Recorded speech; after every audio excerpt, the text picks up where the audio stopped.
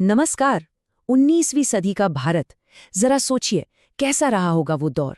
एक ऐसा समय जब सदियों से चली आ रही परंपराएं टूट रही थी और एक बिल्कुल नई सोच जन्म ले रही थी। तो आज की ये कहानी उन्हीं महान सामाजिक और धार्मिक आंदोलनों के बारे में है जिन्होंने मॉडर्न इंडिया की नींव रखी और हमारे देश का चेहरा हमेशा हमेशा के लिए बदल दिया। चलिए इस विश्लेषण की शुरुआत इसी गहरे सवाल से करते हैं। आखिर वो कौन सी ताकत होती है, वो क्या चीज होती है जो लोगों को सदियों पुरानी परंपराओं को चुनौती देने का साहस देती है। हमारी ये पूरी कहानी और ये विश्लेषण, इसका आधार है ये ऐतिहासिक दस्तावेज। इसे सिर्फ एक लिस्ट मत समझिए, ये उन जबरदस्त विचारों और उन लोगों का रिकॉर्ड है जिन्होंने भारत में एक बहुत बड़े सामाजिक बदलाव की शुरुआत की। तो आइए इसी के जरिए उस पूरे दौर को समझने की कोशिश करते हैं। इस सफर में हमारे पड़ाव क्या होंगे?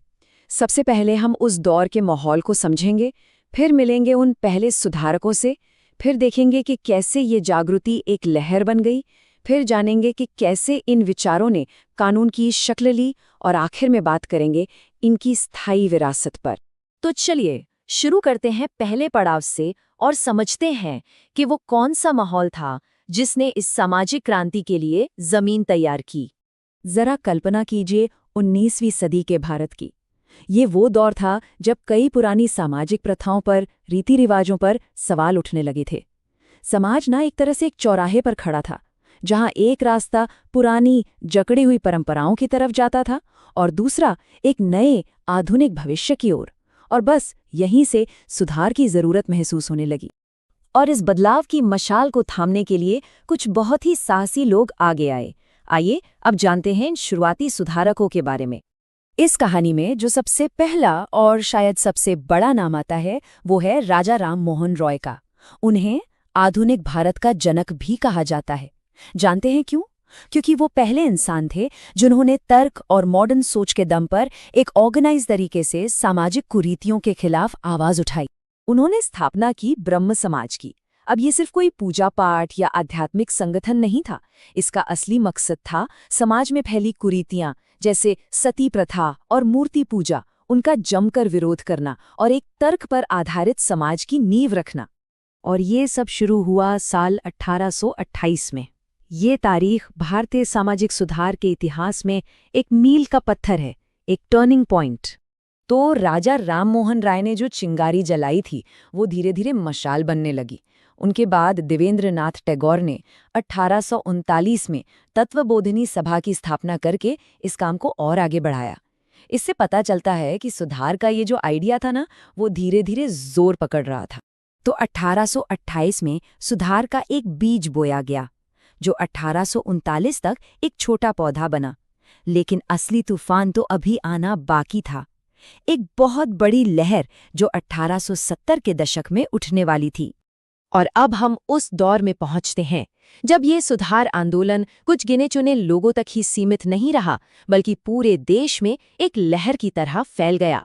1870 का दशक एक निर्णायक मोड़ था, और खास तौर पर साल 1875। ये एक ऐसा साल था जब एक साथ कई शक्तिशाली आंदोलनों ने जन्म लिया और पूरे देश में जागरूकता की एक नई ऊर्जा भर दी।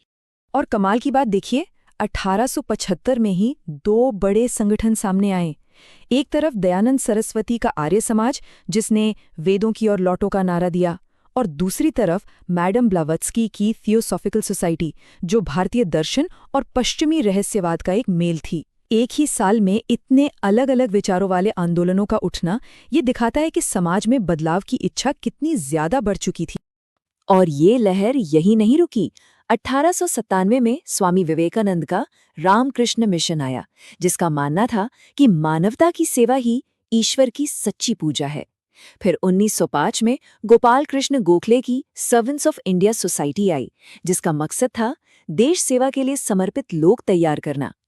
मतलब मंजिल एक ही थी, समाज का भला, पर रास्ते और सोच कितने अलग अलग थे। लेकिन ये सब आंदोलन सिर्फ विचारों और भाषणों तक ही सीमित नहीं थे।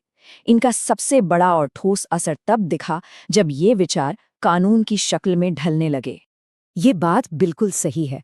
इन सुधारकों की जो बहसें और आंदोलन थे ना, वो सिर्फ किताबी बातें नहीं थीं, वो असल में समाज की आत्मा के लिए लड़ी गई लड़ाइयाँ थीं।